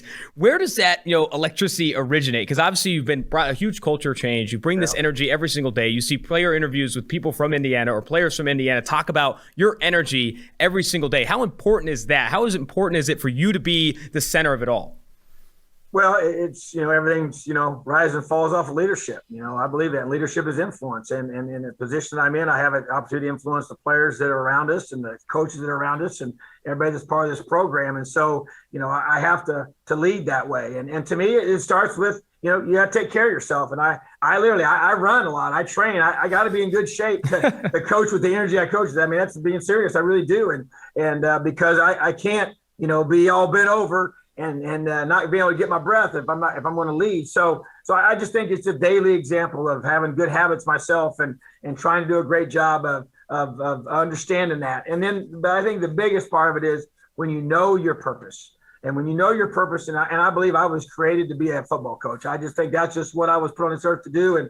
And it took me some time to figure that all out, as a young person, like it always does. But when you know what that purpose is, it creates passion and it creates energy. And I don't have to give myself pep talk when I wake up every day. I love what I do. I feel so blessed to be the head coach of this program. I feel so blessed to be a football coach, to be able to impact lives for something way bigger than just win the football game, because that's where the purpose comes in. That's where LEO comes in. It's bigger than just football. And I think our players, they know that. And when you love them more as an individual person than as a football player, and they know you're trying to help them become the man they were created to be, it creates an unbelievable amount of buy-in, because it's not just about teaching the guy to tackle and catch touchdowns and throw touchdowns and all that stuff. It's stuff that has value way bigger than that, way more important than that. And I think that's really the source of my energy, because I feel like I'm doing something that is going to give these guys something way bigger than just something that happens between, the lines on a football field. And that to me is the energy, the passion, and it's also a choice. And I tell our guys, hey, I have to choose every day to come with that energy. I don't always feel like it. No one always feels that way, but it's a mindset.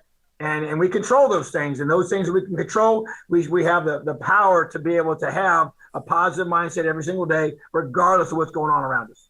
Let's talk more about LEO. I know a lot of that originated from your dad, who was the head coach of your high school football team, and I know he has a big influence on how you are as a coach in those things. He didn't necessarily invent it, but I know he embodied that as a coach. LEO, love each other. How much of the players buy into that, and why do you continue to make that a priority? I know you spoke to a lot of it there, but love each other is something that you rarely see. You see college football teams with turnover chains and these different types of things. You have a different approach to what your mantra is. I'd love for you to speak more about LEO and its origination. Yeah, to me, it's over time. I took it from Scripture, John 15:12. It's a command that we're given to love each other. It's that simple. And what I learned though as a coach, that I was never part of a team that did great things and didn't love each other. And that's where it just became obvious to me that was the common denominator of all the great teams I've been a part of. Even as a player, and seeing, like I said, the impact that my dad had, and even though he didn't use that phrase, but it was relational, and it was always about people, and he took time for people, and he cared about people. And that's what I want to do. And that's what I want this program to be about, because I believe, football is the greatest team sport. I mean, what other sport has 130 guys, just players alone, that come together to do something special, and to be able to get all those guys to have a role, accept a role, and buy into that role, and to do with everything that they have is not easy to do, And so, but to me, when you make it about yourself, then it all comes to a abrupt halt. When you make it about the people around you, which is LEO to me, and you care more about the guy beside you and helping him become great and special and be able to experience great things together. And that's what we talk so much about. Man, this is what we do for each other and with each other. That's LEO to me. And I want guys that don't care who gets credit, because it's not about them. And that's easy to say, hard to live out. But what I think we've done is we've shown them that when you do that, and when the team puts the individual interests aside, and they do what's best for the team, and they come together as a team and play well together, guess what happens? Individuals get recognized. And we've had a record number of players making all Big Ten and all Americans, all different things that happen because the team has had success together. And so that's the beauty of, what I feel like when you do the opposite of that, you put yourself first, you try to make plays for yourself, then usually you don't do near as well and the team doesn't do as well. Mm-hmm. So it's just the beauty of a team concept. And that's really what it comes down to. People say it different ways, and that's why. But I don't think people understood what it really meant in the beginning, and therefore the criticism of it, and it's soft and it's this or it's that. That's not football. That's not hard nosed, and I'm as hard nosed as they come, and as intense as they come. But also, man, I want these players to know that I love them way more as a person than what they can do for me on the football field as a football player. But you got to prove that to them. You can't just talk about that. And it's diving into their lives. It's helping them become, a special individual, and helping them accomplish the goals that they have for themselves as an individual and what they want to do outside of football. And then I think the football side of it takes care of itself. That intensity, that passion, that energy, it's shown up a bit, maybe even on the negative side. I know ESPN has that graphic, or one of the broadcast partners has that graphic, where celebrating it, you've had injuries, a black eye, 2 lost front teeth, some pulled muscles, a gash in the face. What happened there? Talk to me about some of these celebrations. How are we getting this rowdy, Coach? Well, sometimes I forget how old I am, or my body's not like it used to be, and you don't respond quite the same way. And sometimes I've dove into situations physically that probably wasn't a really good decision to make, and I've lost some front teeth and got some cuts and got some stitches and had a black eye, but a lot of it, honestly, people ask me, what do you think? I said, well, I really wasn't thinking, so that's probably the problem. But at the same time, it was just a reaction of the emotion and just out of sheer joy of a player making a play, like the one with the Michigan game was, man, when that interception happened, and we call him Monster, and Devon Matthews is his name, number 1, And when he got that pick, I knew the game was over. And I knew that was the final dagger, in the game. And so I just took off running to go jump on it because, man, what an unbelievable play, to finish out. And once again, that's a team that we hadn't beaten in so many years and been close and all these different things. And so all that kind of comes out in those moments. But it's always about the players. And, I'm just trying to, it's just reaction. It's definitely, trust me, it's never scripted. If I have a chance to think about it, I probably wouldn't have done any of it, So, but I do, like I said, I try to train and I lift weights. I do pull-ups. I run to stay in shape so I can coach the way I want to coach and have the energy I want to have the energy with and be able to be a leader in that regard. Because I think they take on your personality as a coach. I've always felt that way. And so that's not going to change. So that intensity, that fire, that passion, that's just who I am. I want to get back to some of the players we talked about. We talked about Michael Penix Jr., obviously star quarterback in Indiana, one of the better quarterbacks we've seen in the Big Ten over the past 5-10 years. Honestly, there's some analysts here at PFF that hold Michael Penix Jr. in high regard, even for more than just the right-handed extension against the pylon. What are your expectations for Penix Jr. in 2021, and just how good do you think he could be in the Big Ten? Well, there's no question. He's a really special player. He's a special person. He's quiet, in his leadership, but it's very intentional and purposeful. And he just exudes a confidence that he doesn't have to say a whole lot. When he steps in that huddle, he creates that belief. And they know, and he proved it against Penn State, if there's time left on the clock and we got the ball, we got a chance. And so, for me, though, it's just when you talk about the football side, what makes him special is his processing. I mean, he can read coverages and he understands the game. And his mind works extremely efficiently on the field. And that's a big issue. And that's something that you don't always know about a quarterback. And it's kept a lot of quarterbacks from being great, even though they may have great arms and they throw a beautiful ball in 7-on-7 when there's nobody coming at them and they're not disguising coverages. But when the pressure comes and the disguise happens post-snap, or they do a great job disguising it pre-snap or whatever, he's able to really do a tremendous job of knowing where the ball is supposed to be. And the ball, then the natural talent takes over, the quick release, the accuracy, the arm strength, all those things kind of work together to allow him to be able to get the ball in the hands of the guys that can make those plays. And then obviously the athleticism, the ability to run and extend plays. He has that. He's long and athletic and all those different things. So it all kind of comes together. But really, to me, it starts with his ability to process and read coverages and distribute the football efficiently. Another talented player on the offensive side of the ball, Ty Freifogel, one of the better contested catch receivers over the past 2 years, really sure-handed receiver. Penix's right-hand man in a lot of ways. Do you have high expectations for him as well? No question. And you said it, I think his best quality is just going to get the ball. Mm-hmm. And he's a big body guy, got big hands, strong hands.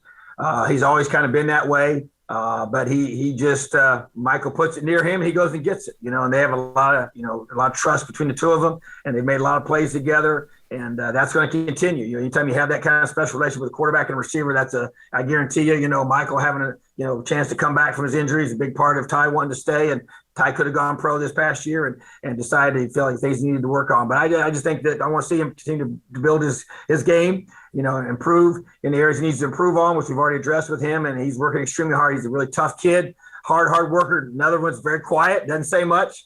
He's even more quiet than Michael, but man, just a great football player. And once again, to me, there's one thing: you got to be able to get open and you got to be able to catch the football if you want to be a great receiver. And he does a great job of doing both of those things. And we're excited for the 2021 season for both those guys. On the defense side of the ball, you've done a really good job. The culture and the program overall has done a really good job developing some of the talent in the secondary. Jamar Johnson, obviously going on to the NFL. I'd love to hear you speak to the loss of Jamar Johnson and what we're going to have to do, or what Indiana's going to have to do to replace him. And then also two really talented defensive backs, Marcelino Ball, Tywone Mullen, among others. Speak to the success of this secondary, and then if you could, a little bit to the loss of Jamar Johnson. Well, and it's amazing too, and it's a testament to our coaching staff and everything. Because when I got here, we were the last. We were ranked 127th in the country in pass defense. The year before I got here, and that's something that our staff has really worked hard on. And it's recruiting, it's scheme, it's all those different things, player development. It's in the weight room, and it's getting the right guys. And Marcelino Ball is the first guy we recruited here. the first guy I recruited here to come to Indiana, and just has been a starter as a true freshman. And then, you talk about a guy like Jamar Johnson, another kid we got from the state of Florida that came up here and really just blossomed in our program and did some awesome things. But his strength was just the ball savviness and just the ability to read the quarterback and anticipate things. And I think Coach Jason Jones did a phenomenal job with helping him take the next step in his growth. And he's just a great playmaker on that side of the football. And then you got Tywan Mullen, who's come here, another Florida kid who just believes and does everything right off the field and works so hard. But once again, he just got that just competitive greatness to him. He just rises up and loves to compete, loves to play, loves to train. And Coach Shelby's done a tremendous job with all of our corners. And Jalen Williams, another one, and Reese Taylor. We got three really, really talented corners. And obviously we put one of them as the slot corner when we go into our nickel and dime packages. And so just really feel like that collective group in the back end has been, just totally transformed Indiana football, as we're perceived defensively. And then Micah McFadden is an All-American linebacker, first team All Big Ten. And they came here that didn't have a ton going on out of high school, but another Florida kid that's bought in and plays extremely. And all those guys have one common denominator. They play super, super hard. And we talk about takeaways, tackling, and effort, but that's culture.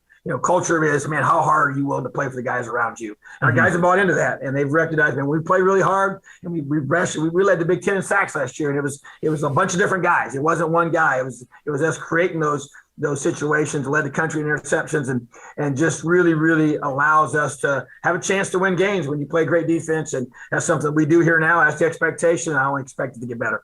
I know Kane Womack had a huge impact on that as well. Former defensive coordinator and linebackers coach at Indiana, now head coach at South Alabama. He did, in my opinion, when you look at what Indiana does defensively, a lot of disguise coverages helped you against some of the better teams in the Big Ten. What are what are the next steps to replacing what Kane Womack did? And can you speak to just how much success or how much impact he had on that defense overall? Kane did a great job, and it's what you want to be able to do. I brought Kane here. We worked together at the other places first, and I worked for his dad. That's where I learned his defense from.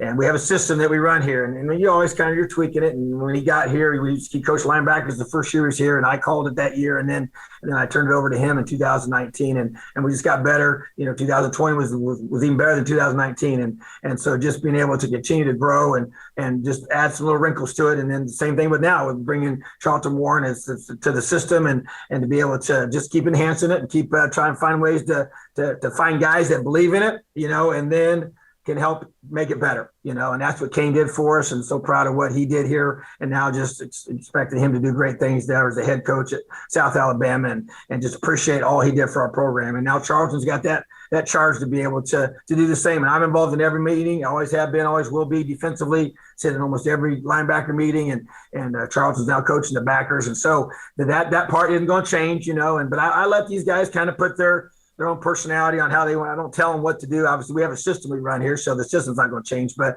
just to be able to enhance it and grow it, But to me, we got to get better. We gave up too many big plays, in my opinion. We always go back and evaluate the 2020 season, how it can be better for 2021. And we did some great things for sure. Number one defense in the country in the red zone, but we got to do a better job in between the 25s, in my opinion, so on not giving up so many explosive plays. So just things like that you're always trying to do.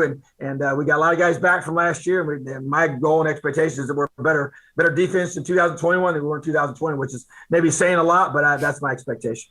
I think that's a great expectation. A couple more questions for you, Coach. Really appreciate the time. Would love to talk a little bit about the opening of the season. You open up in Iowa, against Iowa at the start of the season. Then at week 3, University of Cincinnati, a program led by Luke Fickell that is really, talk about a program that's turned around. Luke Fickell has done a fantastic job, recruiting in Cincinnati and bringing that program up from the American Athletic Conference. And I know a game you probably have circled on your calendar pretty fat here is Purdue. Purdue obviously getting canceled twice last season. Didn't have that opportunity to go against Purdue. I know that's a huge game for the University of Indiana. Talk to me about the preparations you've made for Iowa, Cincinnati, and then also how excited are your guys to finally get ready to tee off against Purdue? Well, you said it best there. The big one is Iowa. That's our first game of the season. It's going to be the second time we've started, a scheduled season, on the road. So with the Big Ten opponent, last year we were supposed to start in Wisconsin, and that game didn't happen until later in the year because of the pandemic, but we're scheduled to go to Iowa. And I've never been to Iowa City to play a game as a coach, and so it's a tough place to play. I know that for sure. And they're a really, really good football team. And Coach Farron's done a phenomenal job for an awful long time. And just big, physical, consistent. Play great defense. I got a ton of respect for defensive staff as a defensive guy, and it doesn't seem to matter who they have. The players. It's always the product is always the same, and they got a great quarterback coming back, a lot of playmakers around them, and a really, really talented tailback. So the O line play is just kind of what they're known for, and so to me it's tough. You gotta play them, and that's part of our schedule. We're probably ranked one of the top most difficult schedules in the country, but that's part of it. And then you mentioned Cincinnati, that's one of our 3 non-conference games, and we already got challenging enough schedule within conference play, and then you go play a team like that's going to be top 10 in the country and are already right now. And Coach Fickle, as you mentioned, done a phenomenal job recruiting, developing, watching their film already from last year. Just is so impressive, from top to bottom, all 3 phases, just really, really well coached. And so that's going to be a huge, huge test for us. And then obviously get into Big Ten play. So, we don't play Purdue till the end. You mentioned them. It was obviously a huge disappointment not to get a chance to play them in 2020 because of COVID, and both of us were having issues at that time and could not get that game played. So, but that will be here. And when it comes, we'll be ready. But man, right now, all focus on Iowa. Absolutely, man. Well, I really appreciate the time, Tom. You were absolutely fantastic this past season. Fantastic on the interview as well. Hope our paths cross in the future, and best of luck this upcoming season. Well, Austin, I sure appreciate you. Thanks for having me. Have an awesome day. Absolutely. Thanks, man. That's going to do it for this episode of 2-for-1 Drafts. Man, episode 200 topped off with 2018 draft grades and a coach interview with Tom Allen, who is absolutely electric. I'm excited for Tom Allen. I told him we're going to try and get out there for the Purdue game. That was canceled. They canceled 2 Purdue games last year. It's in Indiana. It's in Bloomington. I think we make a play out to Purdue this season now that we're going to have people in the stands and so forth. It's going to be a ton of fun. Tom Allen, man, what a legend. Make sure you rate, review, and subscribe to the podcast. We are making power moves here on 2-for-1 Drafts as we march through the summer. Until next time, Austin Gayle, Mike Renner, Mike Quinn, David Sofaro, 2-for-1 Drafts.